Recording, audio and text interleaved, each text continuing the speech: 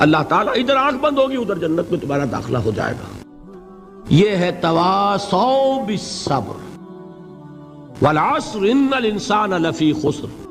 یہ تواصوا بالصبر پر کون عمل کر رہا ہے؟ محمد الرسول اللہ صلی اللہ علیہ وسلم. دے تو بھی محمد کی صداقت کی گواہی.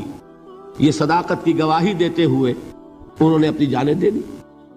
4 سے لے کر 12 تک 8 برس اس کو کہتے ہیں پرسیکیوشن، فزیکل پرسیکیوشن، تشدد، مار پیٹ، جلانا، دہکتے ہوئے انگاروں پر لٹانا، فاقے رکھنا، بھوکے رکھنا. ان کو ڈال دی گئی زنجیریں، گھروں میں بند کر دیا گیا نوجوانوں کو. حضرت عثمان کو چچا نے ان کے ایک چٹائی کے اندر لپیٹا اور دھونی دے دی، دم گھٹ رہا ہے، جان نکل رہی ہے. حضرت مصعب بن عمیر رضی اللہ تعالی عنہ، وہ نوجوان 200 درہم کا جوڑا ان کا سل کر آتا تھا شام سے تیار ہو کر، لباس معطر ہوتا تھا، جدھر سے نکل گیا پوری گلی جو ہے وہ معطر ہو گئی، انگلیاں اٹھ رہی ہیں، وہ جا رہا ہے مصعب، یہ خوشبو اس کی ہے. اس مصعب کے ساتھ کیا سلوک کیا؟ باپ تو مر چکا تھا، ماں نے پالا تھا، دولت بہت چھوڑ کر گیا تھا باپ، لہذا ماں نے بڑے ناز و نام میں پالا، بڑے لاڈ پیار میں. 200 درہم کا جوڑا تیار ہو رہا ہے.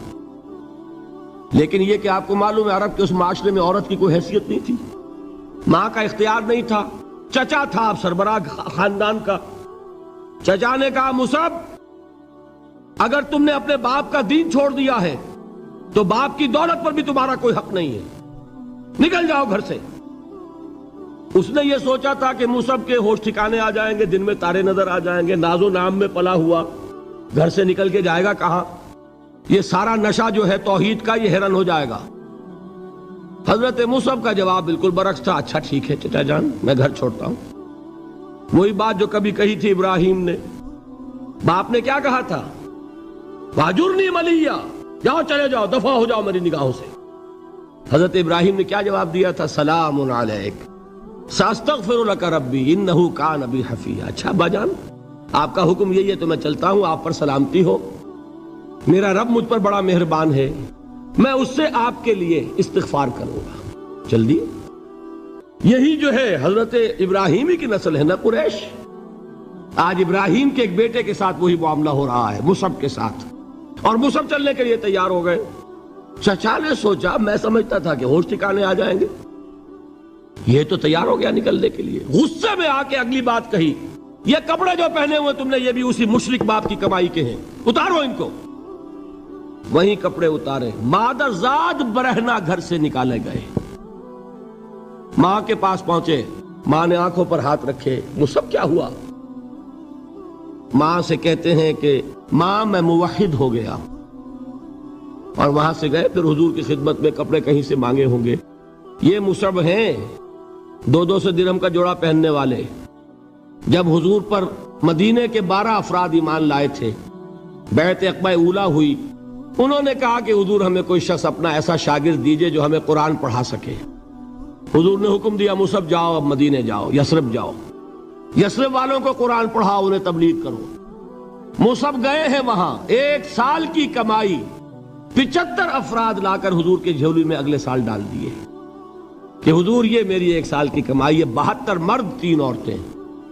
بہرحال وہ مصعب بن عمیر ہیں جو غزوہ احد میں شہید ہوئے، اور جب شہید ہوئے تو ان کے جسم پر صرف ایک چادر تھی. یہی چیزیں ہیں اصل میں کہ جو ہمارے دلوں کو منور کرنے والی ہیں نور ایمان سے. وہ علم بردار تھے غزوہ احد میں، جھنڈا مسلمانوں کا ان کے پاس تھا. ایک ہاتھ پر ایک شانے پر وار پڑا، ہاتھ کٹ گیا، دوسرے سے تھاما، دوسرے پہ کٹ گیا، اب دونوں حصوں کے بچے ہوئے ٹکڑوں سے جھنڈے کو تھاما، گرنے نہیں دیا، یہاں تک کہ شہید ہو گئے. گرے ہیں تو جھنڈا گرا ہے. شکل میں حضور سے بہت مشابہ تھے. خبر اڑ گئی کہ محمد شہید ہو گئے صلی اللہ علیہ وسلم. یہ مصعب بن عمیر کا واقعہ ہے. جب ان کو اب دفن کرنے کا وقت آیا، اور شہید کے لیے کفن جو ہے اس کا وہی لباس ہوتا ہے جو شہادت کے وقت ہو، حضور کے سامنے ایک پرابلم پیش کیا گیا. حضور مصعب کے جسم پر تو ایک چادر تھی، اور وہ چادر بھی اتنی چھوٹی ہے، یعنی 2 گز کی چادر بھی نہیں ہے. اس سے اگر سر ڈھانپتے ہیں مصعب کا تو پیر کھل جاتے ہیں، پیر ڈھانپتے ہیں تو سر کھلتا ہے، کیا کریں؟ حضور نے فرمایا سر ڈھانپ دو چادر سے اور پیروں پر گھاس ڈال دو۔ یہ آخری لباس ہے جو محمد کے اس دیوانے کو اس دنیا سے رخصت ہوتے ہوئے ملا ہے، جس کا 200 درہم کا جوڑا چلتا تھا۔ یہ ہے صبر۔ برداشت کیا کہ نہیں کیا؟ یہ خباب بن الارت پیشے کے لحاظ سے لوہار تھے۔ سوچئے ایک زندہ انسان کو دہتے ہوئے انگاروں پر لٹایا جا رہا ہے، ان انگاروں سے کھال جلی، کمر کی چربی پگھلی،